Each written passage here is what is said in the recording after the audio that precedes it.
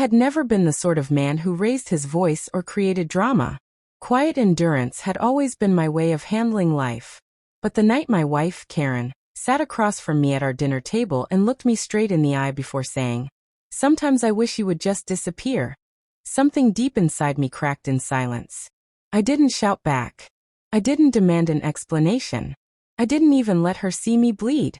I simply nodded, slowly, like a man who had finally been handed the answer he'd been searching for but dreading all along.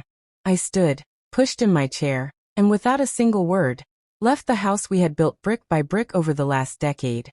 I placed my keys neatly on the counter, slipped my wallet and a small duffel bag over my shoulder, and walked out the door. No farewell, no second glance, no fight.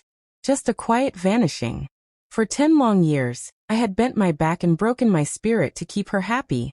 Working hours I hated, shelving my own passions, choosing her ambitions over mine. I ignored the little things. The way she no longer reached for my hand. The way her eyes drifted when I spoke. The way her laughter sounded lighter in other company than it ever did with me. But those words at the dinner table were the final confirmation I needed. She didn't love me anymore. Maybe she had expected me to plead, to grovel, to prove my devotion one last time. But I was already empty. There was nothing left inside me to fight with. So I did what she claimed to want. I disappeared. I crossed state lines, 3 in total, until the highways blurred behind me. I changed my name, buried the man she had known, and quietly rebuilt myself from nothing. I left the suffocating corporate world she had once insisted upon for me, and turned back to the craft I had always loved, woodworking. Carpentry had been my passion since boyhood, the thing that made me feel alive, but I had abandoned it to fit her image of success. Now in my second life, it became my salvation. I rented a room in a nameless town, took odd jobs shaping tables, chairs, and cabinets, and little by little, I earned enough to buy a modest cabin on the edge of the woods. My shop grew from word of mouth. Neighbors admired the precision of my work, the patience in my hands, and the quiet way I carried myself. I was no longer Karen's husband, no longer a man failing to live up to someone else's expectations. I was simply a craftsman, a man whose worth was measured in honest labor and clean lines carved into oak and cedar. For the first time in years, I felt something close to freedom. 7 years slipped by. I never once called her. Never once asked anyone about her. I told myself she was gone from my story, that she had likely remarried, maybe even to the man I had always suspected she leaned on long before I left. I hardened my heart, taught myself not to care, and I believed I had succeeded. Until one afternoon, the past walked straight into my shop. The bell above the door chimed, and in stepped a woman who carried herself with the kind of weight only regret could forge. Her clothes were fine but wrinkled, her hair slightly unkempt, her face worn thin as if she hadn't slept properly in weeks. Her eyes darted around the room before landing on me.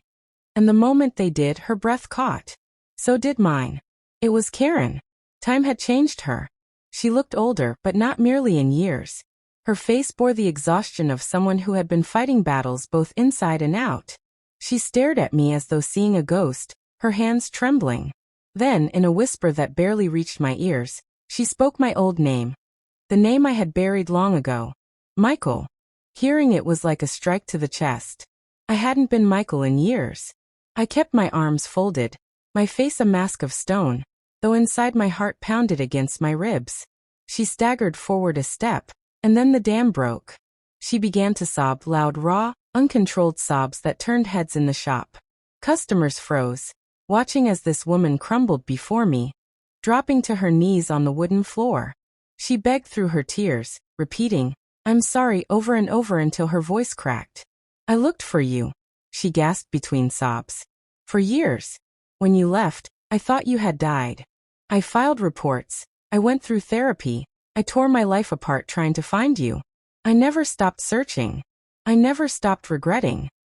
Her words tumbled out in fragments, broken by her grief. "I didn't mean it, Michael. That night, I was angry, I was cruel, but I never thought you'd actually leave me. I never thought you'd disappear." For the first time in years, I spoke to her. My voice was steady, stripped of any trembling emotion. But I did, and I stayed gone. She looked up at me with desperate, pleading eyes. Please, she whispered. Please come back. Just let me explain. Let me fix it. I can't live with what I did to you.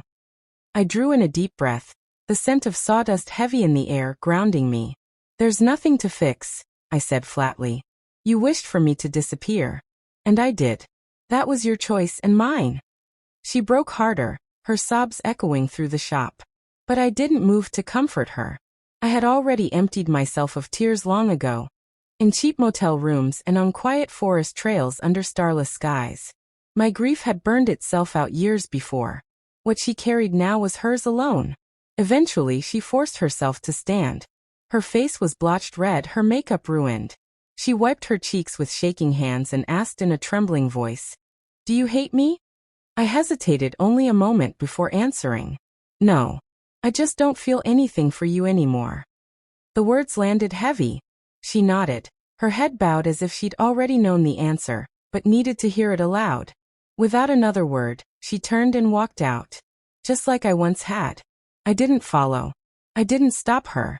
I simply watched the door close behind her, the echo of her footsteps fading into nothing. Then I turned back to my bench, picked up the chisel still resting where I had left it, and pressed steel to wood once more. The rhythm of carving filled the silence, and I let the sound remind me of what I had become. No longer a ghost, but a man who had learned how to live again.